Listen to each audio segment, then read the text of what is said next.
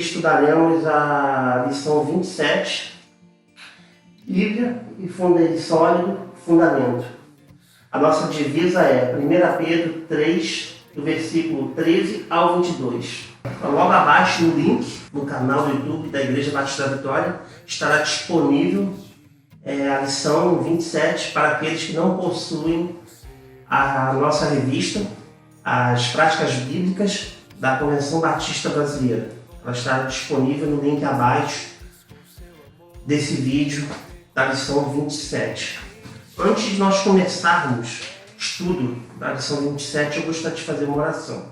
Deus, obrigado, Senhor, por se preocupar conosco, por se importar, Senhor, por escolher o teu povo através da lição dos Hebreus, para que eles soubessem, através da tua revelação, a tua sagrada lei, Senhor, que eles dessem testemunho, e que através de Gênesis 12, e que todas as nações seriam abençoadas através de Abraão.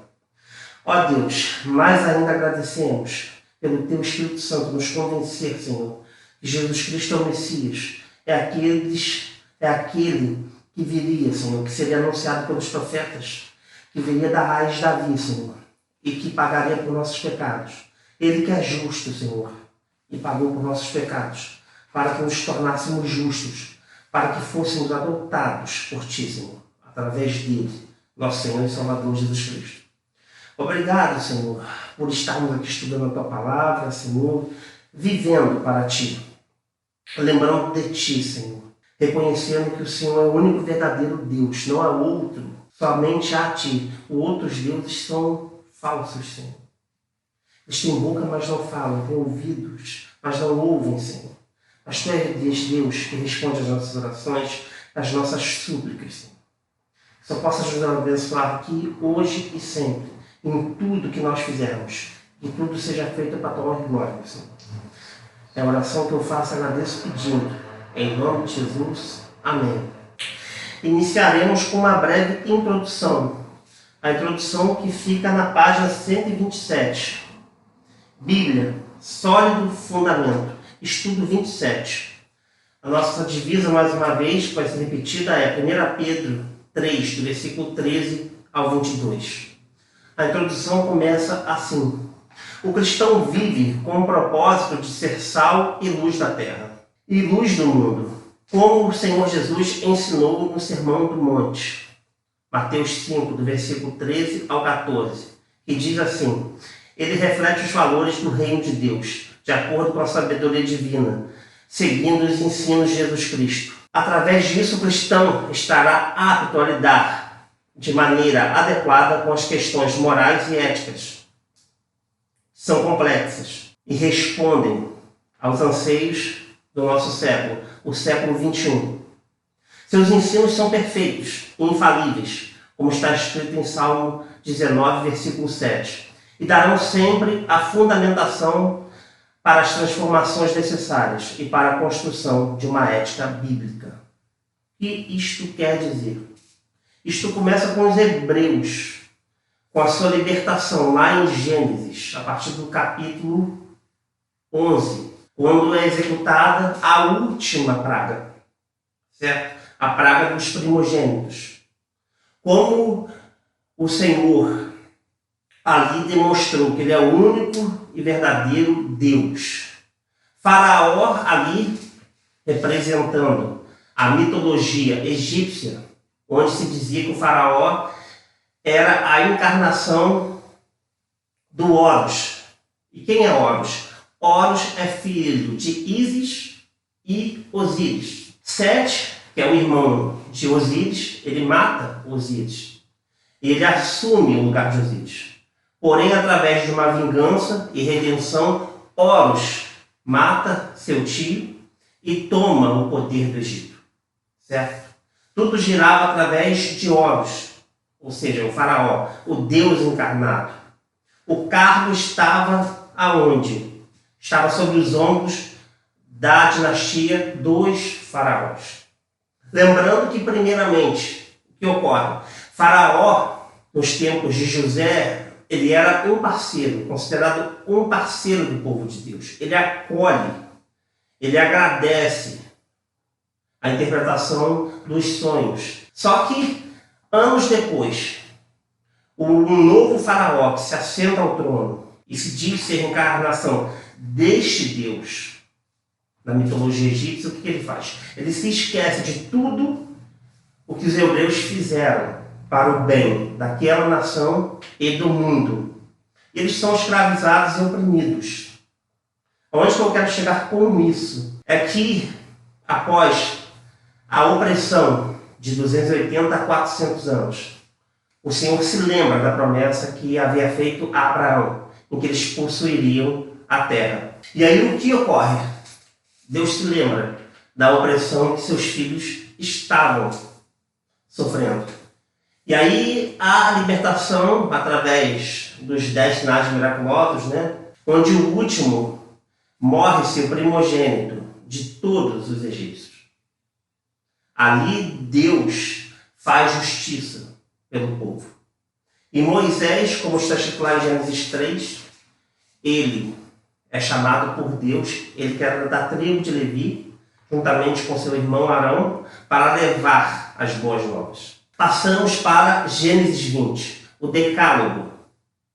O que ocorre ali?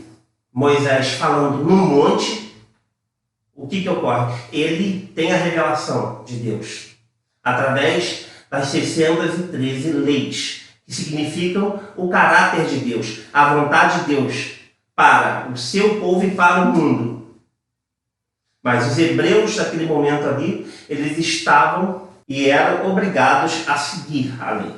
Ou seja, Deus é infinito e insondável. Ele se resume em 613 leis para que o homem pudesse compreendê-lo e pudesse fazer a sua vontade. Como foi citado aqui na introdução do capítulo 5, o Senhor Jesus também no monte, ele faz a proclamação. Quando ele é acusado de romper com a lei. Aqueles que eram sacerdotes participavam do Sinédrio, como em estudos anteriores foi explicado. Eles acusavam o Senhor Jesus. E o que ocorre? Eles acusavam o Senhor Jesus de romper com a lei, de não seguir e não interpretar e não ensinar conforme Moisés, o grande profeta do Antigo Testamento, ensina. E aí o Senhor Jesus vai dar uma explicação através do capítulo 5, certo? Este é um dos capítulos que mostra que a Bíblia é o sólido fundamento para que o homem viva através dela. Para nós, batistas, da Convenção Batista Brasileira, a Bíblia era nosso manual de regra, de prática e fé. Vamos lá ao capítulo 5, a partir do versículo 3, que diz assim, livro de Mateus, capítulo 5, a partir do versículo 3. Bem-aventurados os pobres de espírito, pois deles é o reino dos céus. Bem-aventurados que choram, pois serão consolados. Bem-aventurados os humildes, pois herdarão a terra. Bem-aventurados os que têm fome e sede de justiça, pois serão fartos. Bem-aventurados os misericordiosos, pois alcançarão misericórdia. Bem-aventurados os puros de coração, pois verão a Deus. Bem-aventurados os pacificadores, pois serão chamados de filhos de Deus. Bem-aventurados os que sofrem perseguição por causa da justiça, pois deles é o reino dos céus. Bem-aventurados sois vós, quando vos injuriarem, vos perseguirem, e mentindo disserem todo mal contra vós, por minha causa. Regozijai-vos e alegrai-vos, porque grande é a vossa recompensa nos céus, pois assim perseguiram os profetas que viveram antes de vós. Vamos entender aqui o que o Senhor Jesus disse sobre as bem-aventuranças. Bem-aventurados os pobres de espírito. Isto quer dizer, é aquele que desiste de suas próprias justificações, que realmente entende que Deus não deve nada a ser humano algum, que nos faz desistir da nossa própria vontade, para entender que os nossos planos, que os planos de Deus são maiores que os nossos planos. Bem-aventurados aqueles que não culpam a Deus por seus problemas. Ao contrário, não acham que devem ter um anjo na sua porta porque procuram fazer o que é correto. É o que está escrito lá no capítulo 16, versículo 9 de Lucas. Jesus, quando vem falar com aquele mancebo que se justificou através das suas boas obras e ações. Bem-aventurados aqueles que estão pobres de espírito, não. Eles entendem que são pecadores, que não podem fazer a vontade de Deus realmente se não forem transformados por Deus. Segunda bem-aventurança, bem-aventurados que choram, pois serão consolados. Isto quer dizer, são aqueles que não possuem máscara, que não entram na presença de Deus se exibindo com as coisas certas que realizaram por Deus, mas choram porque não se parecem com Jesus Cristo, porque reconhecem seus defeitos e que só conseguem mudar se forem libertos por Deus. Por isso choram. Essa é a explicação da segunda bem-aventurança. É o Senhor Jesus demonstrando o que nós devemos fazer, o que nós devemos aprender da Bíblia e reconhecê-la como sólido fundamento. A terceira bem-aventurança diz assim: bem-aventurados os humildes, pois herdarão a terra. Essas são algumas das questões que o Senhor Jesus levanta para nos ensinar como nós devemos viver nesse mundo. Quando nós olhamos a forma com que os religiosos da época interpretavam a lei de Moisés e da forma com que Jesus dava significado, dava voz às letras, às sagradas letras que foram desferidas por Moisés, visto que ambos falaram no monte. Ali, no Monte Sinai, Moisés teve a revelação de Deus. E agora o Senhor Jesus, o próprio Deus encarnado, vem e fala novamente. Só que agora não há mediação de anjos para falar com Moisés, como houve no passado. Agora o próprio Deus desce do céu, o pão da vida. Nós não estamos falando do maná, mas o pão da vida que desce do céu para nos falar essas que são as palavras que devem ficar no nosso coração. Bem-aventurados que têm fome e sede de justiça. Versículo 8. Bem-aventurados os puros de coração, pois verão a Deus. Felizes são aqueles que possuem o coração inteiro, que preencheram integralmente seu coração com Deus e que conhecem o Senhor e todas as suas vontades, que possuem desejo de agradar e fazer somente o que Deus manda.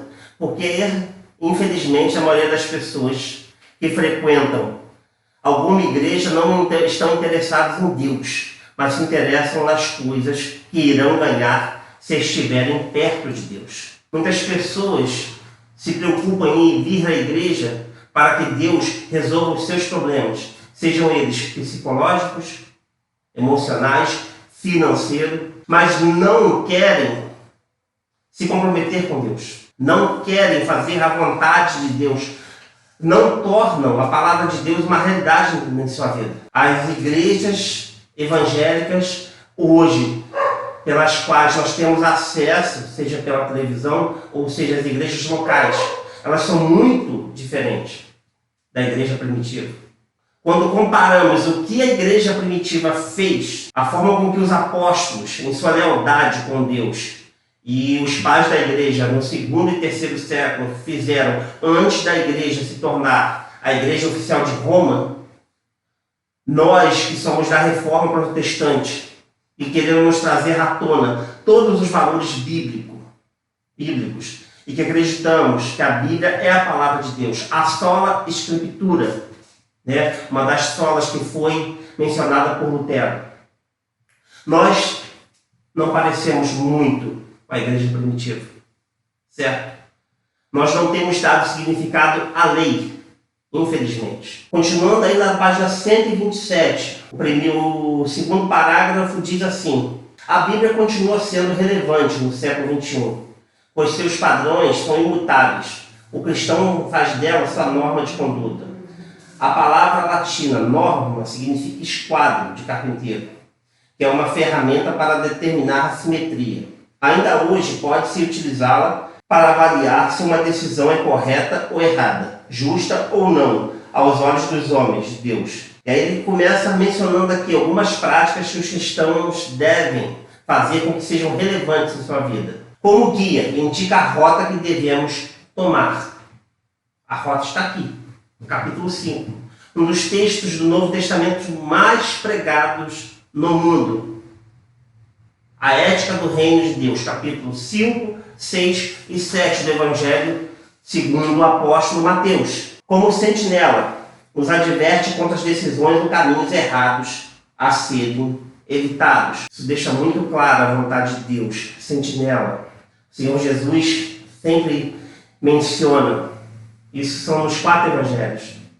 Sede vigilantes, vigiai, pois não sabei a hora, e eu virei como um ladrão na noite. Como bússola, nos ajuda a obter orientação. A bússola que possui os 4 pontos cardeais. É ela que te situa quando você está perdido. Ela deveria realmente ser um manual de regra, prática. E deveríamos ter fé através dela. Mas não é o que ocorre. A maioria das pessoas, dos cristãos, desprezam a Bíblia. Eles simplesmente, a maioria diz, eu gosto dos louvores, eu me sinto bem com os louvores. Mas eu não me importo em ler e praticar, em entender. Como irão praticar algo que não conhecem? E simplesmente a maioria dos pastores, eu digo porque é o que nós temos visto, é o testemunho evangélico hoje, certo? E eu na minha igreja local passei muito por isso aqui. Pastores que se preocupavam em saber direito, em falar sobre a biografia de Hitler, enquanto deveriam pregar para uma igreja que estava doente. Não que não esteja hoje, né? Aí nós temos que perguntar nossos diáconos, nosso pastor e nossa diretoria estatutária para saber. Certo? Mas aqui eu estou chamando ao comprometimento daqueles que deveriam orientar o povo de Deus. Deveriam realmente ser vocacionados. Não possuir somente um título. Deveriam ensinar. Como princípio, reúne as ideias abstratas que se resumem em vários exemplos nela mesma. O salmista chamou a Deus conforme o Salmo 119, 34. A Bíblia é a palavra de Deus em linguagem humana. É o registro da revelação de Deus, que fez de si mesmo aos homens. Seu conteúdo é a verdade, sem mescla de erro, e por isso é um perfeito tesouro de instrução divina. A Bíblia é a autoridade única em matéria de religião, fiel padrão pelo qual devem ser aferidas, ou seja, medidas, as doutrinas e a conduta dos homens. Declaração doutrinária da Convenção Batista Brasileira. É isto que a Bíblia representa para nós. Todas as nossas atitudes deverão ser medidas e conferidas. Segundo ponto, como construção ética e moral. Voltando para a nossa divisa. 1 Pedro 3, do versículo 13 ao 22. Eu vou me ater aqui em 1 Pedro, do versículo 13 ao 17, que diz assim: olha como as palavras do apóstolo Pedro são muito parecidas com a palavra do nosso Senhor e Salvador Jesus Cristo. Por isso nós afirmamos que é o Espírito Santo quem está inspirando, está por detrás, sobre aqueles que escrevem. 1 Pedro 3, versículo 13 ao 17 diz assim: quem vos fará mal se fordes zeloso do bem? Ainda que venhais padecer por causa da justiça, bem-aventurados sois. Não temais as suas ameaças, não vos perturbeis. Aqui o apóstolo Pedro está falando: não temais ao Quírios, ou seja, ao imperador, a César. Pois se vocês fazem o bem, vocês têm a consciência tranquila, vocês possuem comunhão com Deus através de Jesus Cristo e fazem tudo o que o Senhor Jesus mandou. Lógico, né? Para aqueles que leem a palavra de Deus, que escutam realmente as pregações, que tenham uma comunhão intensa com a sua igreja local e com o aprendizado da palavra de Deus. Aqueles que praticam, eles não devem ter medo, porque hoje nós estamos num contexto de paz no nosso país, onde nós podemos adorar a Deus. E se nós fazermos o que está no versículo 13, o versículo 14 não nos atinge. Mas nos tempos do apóstolo Pedro, não eram assim.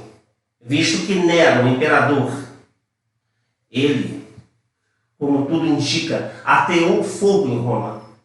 E quando as pessoas foram investigar, os próprios romanos foram investigar, o Senado foi investigar o porquê daquela atitude, ele, para tirar o foco dele, ele diz: a culpa são dos cristãos. Ou seja, aqueles que faziam bem, cumpriam tudo o que o Senhor Jesus mandou, estavam sofrendo perseguição. Certo? Como eu citei lá atrás, o povo hebreu, o povo de Deus, que dava testemunho. O único povo que possuía um rei, que deveria prestar contas a Deus e ao povo. Os outros reis não prestavam contas a ninguém. O faraó fazia o que bem queria. Tírios, o imperador, fazia o que bem queria, prestando conta, lógico, a política ao Senado, que já existia, Senado romano. Os reis, os 27 reis que Josué simplesmente venceu na batalha, quando começou por Jericó, quando foi cumprir a promessa de ter a terra de Deus, conforme Deus prometeu a Abraão. Aqueles reis não prestavam conta a ninguém. Eles faziam o que bem entendiam. Mas aqui o apóstolo Pedro, já prevendo o contexto de perseguição, ele ensina: ainda que venhais padecer por causa da justiça, bem-aventurados sois, não temais as suas ameaças, não vos perturbeis. Ele continua no versículo 15: antes santificai a Cristo como Senhor em vosso coração. Estais sempre preparados para responder com mansidão e temor a todo aquele que vos pedir da esperança que há em vós. Tende uma boa consciência, para que naquilo em que falam mal de vós, como de malfeitores, fiquem confundidos os que blasfemam do nosso bom procedimento em Cristo. O que o apóstolo Pedro aqui está querendo explicar? Ele começa com o contexto de perseguição, depois ele diz o quê? O bom testemunho dos cristãos, daqueles que realmente se importavam com a palavra, se importavam em viver conforme Jesus Cristo ensinou. Eles iriam chamar a atenção. Eles seriam caluniados. É isso? Não foi assim que ele ensinou? Não foi assim que eu li agora, no capítulo 5 de Mateus, versículo 12. Se eles perseguiram os profetas que vieram antes, os perseguirão.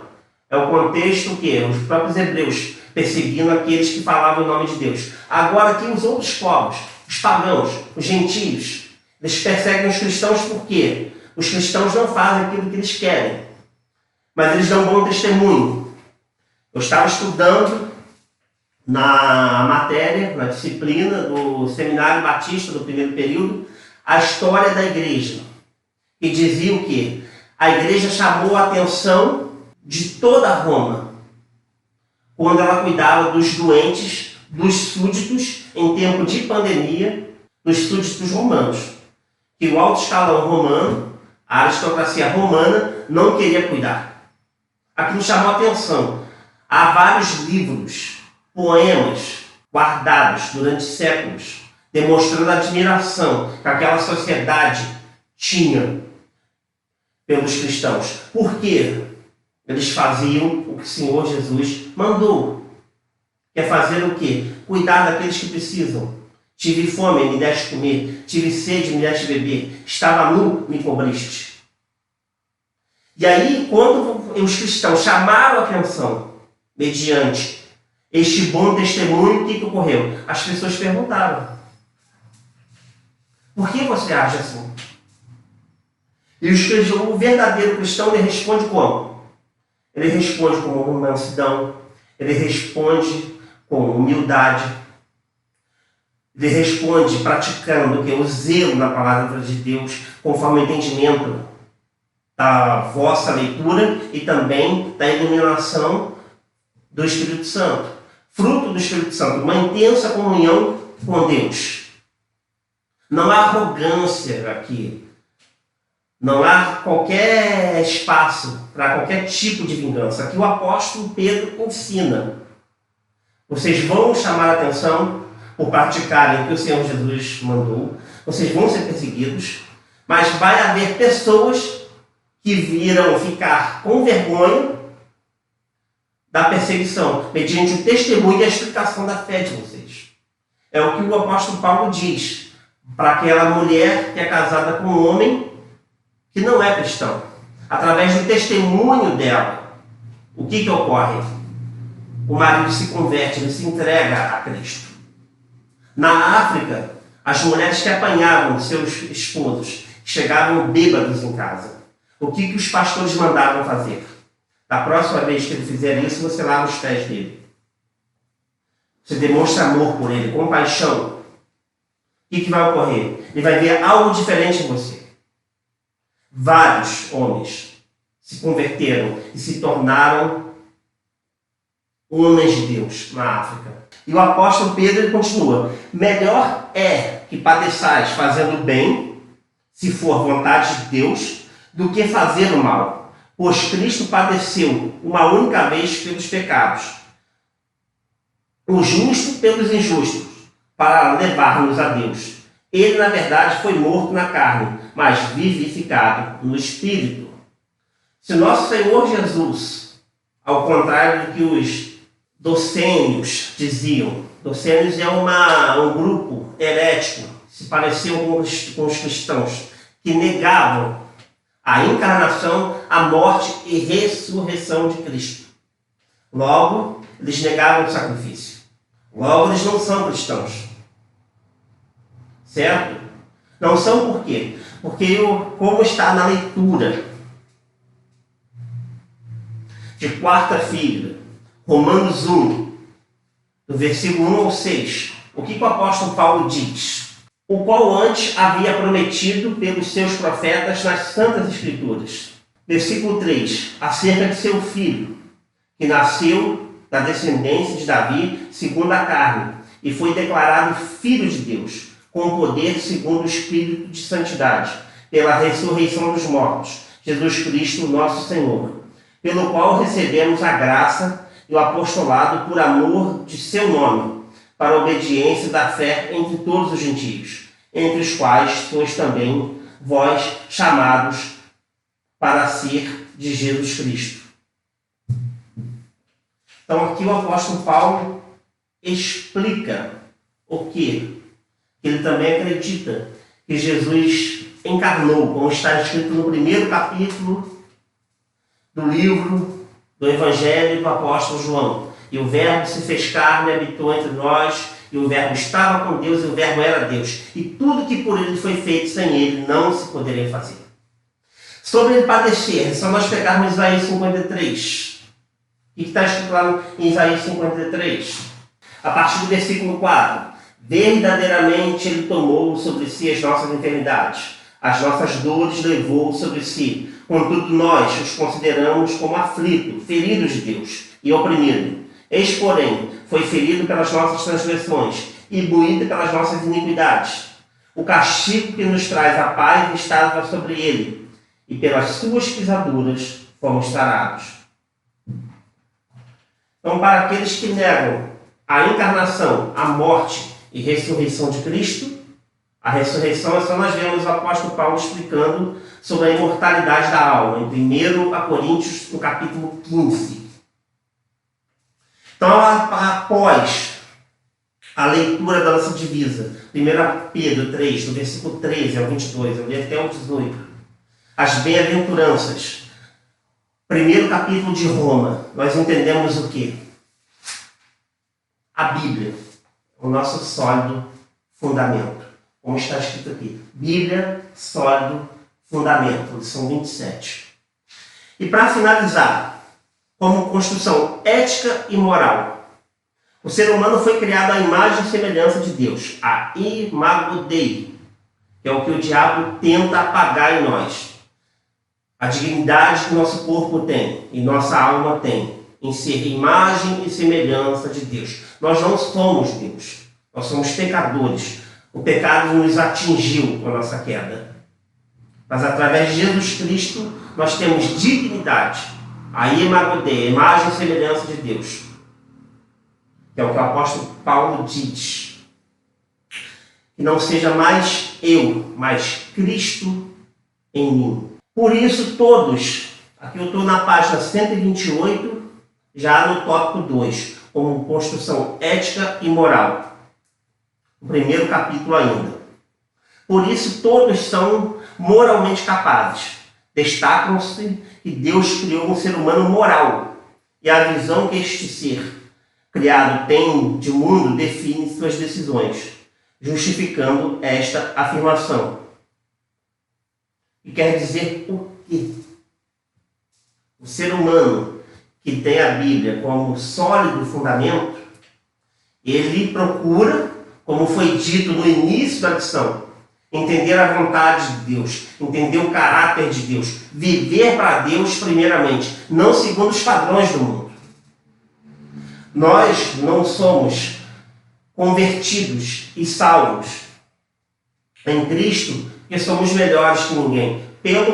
Melhores que alguém, né? Não ninguém, mas que alguém. Pelo contrário, nós somos os piores dos pecadores. Só que nós reconhecemos, nós somos convidados a reconhecer e mudar a nossa atitude. Então o que está escrito aqui é, a nossa construção moral e ética, ela está o quê? Em concordância com a ética e moral de Deus, com os planos de Deus, com o caráter de Deus.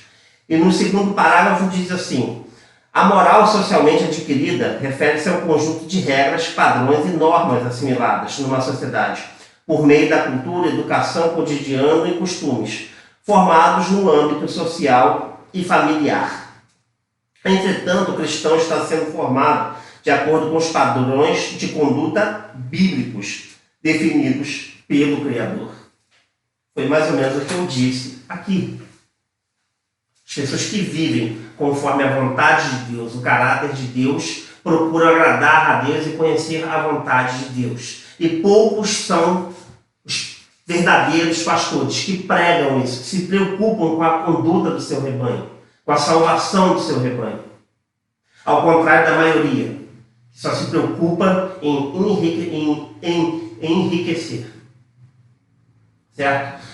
Nem parecem que temem a Deus, ou que creem em Deus, mas parecem ateus. No parágrafo 4, para a gente terminar, diz assim, a ética bíblica se inicia com a iluminação das Escrituras, neste ser criado por Deus, nascido de novo, que é moralmente capaz de tomar a decisão de fazer a palavra de Deus a sua base, conforme Salmo 119, capítulo 119, versículo 105. E diz assim, para nós terminarmos. Salmo 119, versículo 105 diz assim, lâmpada para os meus pés é a tua palavra e luz para o meu caminho.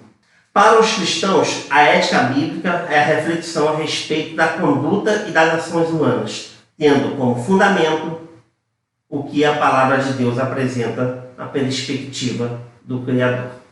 Então eu termino dizendo que, tentando encorajar os irmãos a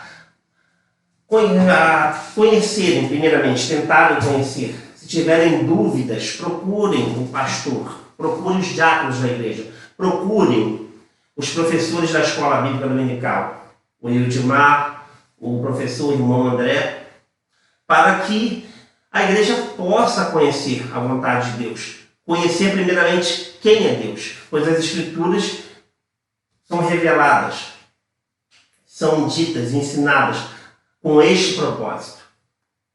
E eu espero que os irmãos possam participar mais dos cultos e atividades da igreja. Até o momento, esta é a reflexão que eu tenho sobre o estudo 27. Bíblia, sólido fundamento. 1 Pedro 3, de 13 a 22.